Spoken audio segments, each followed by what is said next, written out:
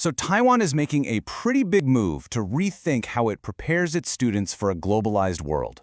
It's all laid out in what's called the White Paper 2.0 on International Education, and it's basically a blueprint for a whole new generation. So let's dive in and break down what's really inside this thing. And really, this whole new plan boils down to one huge question that countries all over the globe are wrestling with.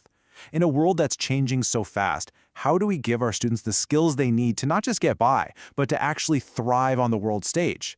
And this new policy? Well, it's Taiwan's really ambitious answer to that exact problem. To really get a handle on this, we're going to look at 5 key areas. We'll start with the old plan, see why it needed an update, check out the new vision, break down the strategy, and then, finally, see how they're actually going to make it all happen. Okay, so first things first. To really understand where Taiwan's going, we got to look back at where it's been. Let's rewind the clock a bit, to the original plan from almost a decade ago. So, way back in 2011, Taiwan kicked off what they called International Education 1.0. And the idea was actually pretty straightforward. Give schools the power and, the money to cook up their own international programs. This was all done through something called SIEP, the School-Based International Education Project. But here's the thing. Even though the idea was solid, the numbers, well, they tell a different story. Participation was way lower than you'd think. On average, you're looking at fewer than 9% of schools actually applying for this funding each year. It was a good first step for sure, but it just wasn't making the big splash they had hoped for. So you might be thinking, okay, low participation, that's why they needed a new plan. But it's actually a bit more complicated than that. When they dug into the results, they found this mix of some real wins, but also some pretty big challenges that just had to be fixed. Okay, so let's start with the good news. The 1.0 plan was a huge win when it came to student exchanges. I mean, look at these numbers. They jumped from just under 3,000 to over 4,000 in only 7 years. Bottom line, more students were actually getting out there and experiencing the world firsthand. That's a clear success.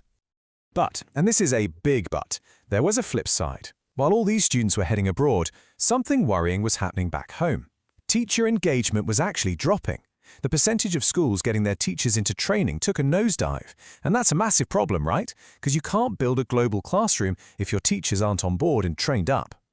So when they did an official review of the whole 1.0 plan, a few key problems really stood out. For one, national identity was getting lost in the shuffle when they were developing these new global curricula. Then, there was no real way to measure if students were actually gaining these global skills. How do you even test for that? On top of that, schools were basically on their own, struggling to find international partners. And, like we just saw, the quality of teacher training was all over the place. So these were the big gaps that Education 2.0 absolutely had to fill. Okay, so faced with all those challenges, what was the response? Well, it wasn't a small tweak. It was a brand new, way more ambitious vision for the future. Education 2.0. And the whole philosophy behind it is wrapped up in this one powerful phrase: connect with the world, link to the globe.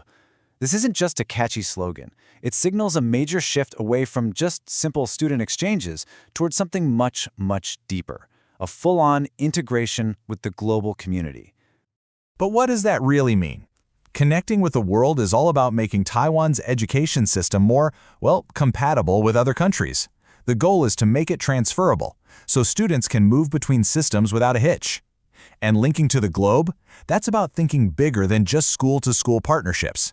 We're talking about building a whole network with global organizations and even major businesses. And you can really see this shift in focus when you put the old goals and the new goals side by side. Education 1.0 was focused on these 4 pretty broad character traits, right? National identity, international literacy, and so on.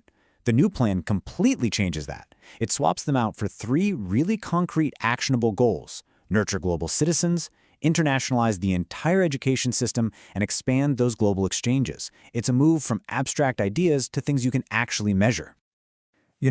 A bold vision is great, but it's all about the execution, isn't it? So the strategy for Education 2.0 is built on 3 main pillars, and they're designed to turn this big vision into something real for every single school. And the strategy itself is refreshingly straightforward. First, they're going to refine what schools are already doing. Second, they'll build a more supportive environment to knock down some of those old barriers. And third, they're going to establish official systems to help connect schools with the rest of the world. So what does that actually look like in practice? Well, refining means taking that original CIP project and just making it better, pumping in more resources, adding new options for bilingual classes. Building is all about fixing that teacher training problem by creating a standardized national system. And it also means updating the rules to make it easier for schools to run these international programs. And finally, establishing means the government is stepping in to create official networks, so schools aren't left on their own, struggling to find partners anymore. All right, so now for the last piece of the puzzle. How do you actually make all this happen? This isn't just some document that's going to sit on a shelf. It's a multi-year roadmap with some really clear targets and a solid timeline. So they're rolling this out in phases over 6 years. It all kicked off back in 2020 with the launch and some pilot programs. Then in 2021, the new and improved school projects went into full swing. In 2022, they added an award system to recognize schools doing great work, and all of this is building toward hitting those first big goals by 2025. It really shows this is a long-term commitment, not a short-term fix. And speaking of goals, they've set a really clear, super measurable one. Remember how fewer than 9% of schools were participating in the old plan each year? Well, the new target is to get at least one-third of all schools in Taiwan on board by 2025. I mean, that is a massive jump in both ambition and scale. So there you have it. That's the blueprint for Taiwan's next generation of global education. It's a plan that's really learned from the past, it sets a super bold vision for the future, and it lays out a clear strategy for how to get there. You know, it brings us right back to that first question we asked at the beginning. But it also leaves us with a new and maybe even more important question to chew on. What kind of global citizen will this new, deeply connected, and much more supportive system actually create in the end?